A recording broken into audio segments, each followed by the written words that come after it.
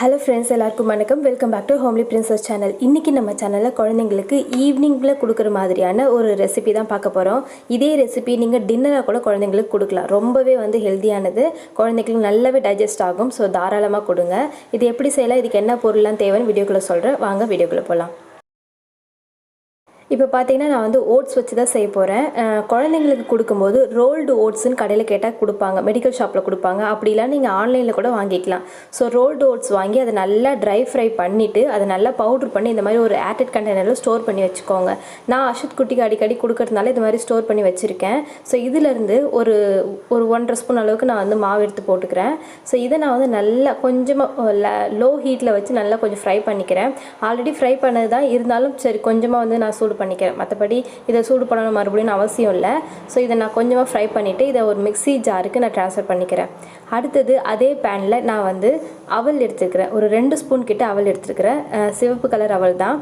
இதையும் நல்லா நான் ஃப்ரை பண்ணிக்கிறேன்.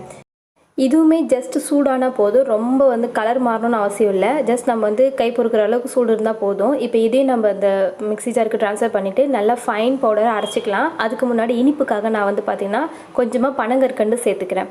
ஸோ இதை நல்லா பவுட்ரு பண்ணி நீங்கள் ஜலிச்சு ஒரு ஏர்டெட் கண்டெய்னரில் ஸ்டோர் பண்ணி வச்சுக்கோங்க. இப்போ பாருங்கள் நல்லா ஃபைனாக அரைப்பட்டுருச்சு. இதை நான் ஜலிக்கணும்னு அவசியம் இல்லை, ஏன்னா நல்லாவே ஃபைன் ஆகிடுச்சு. ஸோ நான் இதை அப்படியே ஒரு பவுடர் நான் ஸ்டோர் பண்ணி வச்சுக்க போகிறேன். பட் உங்களுக்கு சரியாக அரைப்படலைன்னும் போது நீங்கள் நல்லா ஜலிச்சுட்டு அதுக்கப்புறம் யூஸ் பண்ணுங்க.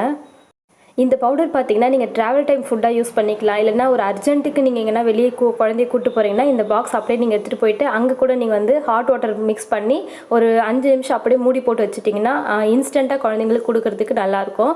ஸோ இனிப்பு மட்டும் நீங்கள் எக்ஸ்ட்ரா குழந்தைங்களுக்கு தேவைப்படும்னா நீங்கள் இன்னும் கொஞ்சம் பனங்கற்கண்டு சேர்த்துக்கலாம். அப்படி இல்லை நாட்டு சக்கரை கூட ஃபைனலாக சேர்த்துக்கோங்க. பட் நான் பார்த்தீங்கன்னா இன்ஸ்டண்ட்டாக பண்ண போகிறதில்ல, நான் குக் பண்ண போகிறேன். இதை பார்த்தீங்கன்னா நல்லா இந்த மாதிரி தண்ணி ஊற்றி நல்லா சும்மா ப்ளெயின் வாட்டர் தான் ஊற்றிருக்கேன். நல்லா மிக்ஸ் பண்ணிக்கோங்க, கட்டி இல்லாமல் கொஞ்சமாக தான் ஊற்றிருக்கேன். ஏன்னா நான் இதில் பால் சேர்க்க போகிற மறுபடியும், அதனால் கொஞ்சமாக தண்ணி ஊற்றி மிக்ஸ் பண்ணி வச்சுருக்கேன். இப்போ கேஸில் வச்சுட்டு நம்ம காய்ச்சின பசும்பால் தான் நான் சேர்த்துக்கிறேன். உங்கள் குழந்தைக்கு பசும்பால் கொடுத்து பழக்கப்படுத்திட்டீங்க அப்படின்னா நீங்கள் பசும்பால் சேர்த்துக்கோங்க. அப்படி இல்லைன்னா நீங்கள் ஃபார்முலா மில்க் ஆட் பண்ணிக்கலாம்.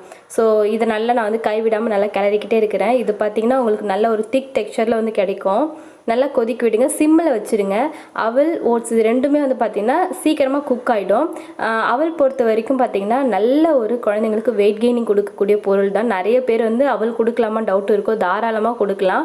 ஓட்ஸில் ஃபைபர் கண்டென்ட் நிறைய இருக்குது. அதேமாதிரி பனங்கற்கண்டு உடல் சூட்டை தணிக்கும். ஸோ இது எல்லாமே குழந்தைங்களுக்கு ஹெல்த் பெனிஃபிட் தரக்கூடிய பொருள் தான் நான் சேர்த்துருக்கேன். இப்போ பார்த்திங்கன்னா நல்லா குக் ஆகிடுச்சு. ஸோ இதை நம்ம ஒரு பவுலுக்கு ட்ரான்ஸ்ஃபர் பண்ணி குழந்தைங்களுக்கு சர்வ் பண்ணிடலாம். நல்லா வார்மாக சர்வ் பண்ணுங்கள். அது மட்டும் இல்லாமல் இது எத்தனை மாதம் குழந்தைக்கு கொடுக்கலான்னா 7 மாதத்துலேருந்து 7-8லேருந்து ஒரு வயசு வரைக்கும் நீங்கள் தாராளமாக நீங்கள் கொடுக்கலாம். ஈவினிங் டைமில் ஸ்நாக் டைமாக கொடுங்க. அப்படி இல்லைன்னா நீங்கள் நைட் டைமில் டின்னராக கொடுக்கலாம். இது எல்லாமே சரிக்கும். பட் குழந்தைங்க தூங்குறதுக்கு முன்னாடி தான் எப்பயுமே சொல்கிறது என்னென்னா 1.5 மணி நேரத்துக்கு முன்னாடியே குழந்தைங்களுக்கு டின்னர் கொடுத்து முடிச்சுருங்க. எந்த ரெசிபியாக இருந்தாலும் சரி தான், அது நீங்கள் டின்னர் ஒரு அவங்க தூங்க போகிற டைம் என்னென்னு உங்களுக்கு தெரியும் இல்லையா, அந்த டைமுக்கு ஒரு 1.5 மணி நேரத்துக்கு முன்னாடி சாப்பாடு கொடுத்து முடிச்சிட்டிங்கன்னா அவங்க நல்லா ஆக்டிவாக விளையாடிட்டு இருப்பாங்க. அதுலேயே அவங்களுக்கு செரிச்சிடும். ஸோ அந்த டயர்டில் அவங்க நல்லாவே தூங்கிடுவாங்க. ஸோ இந்த ரெசிபி ட்ரை பண்ணி பாருங்கள். இதை பற்றி ஏதாவது டவுட் இருந்தால் கமெண்ட்டில் கேளுங்க, நான் ரிப்ளை பண்ணுறேன். பாய்.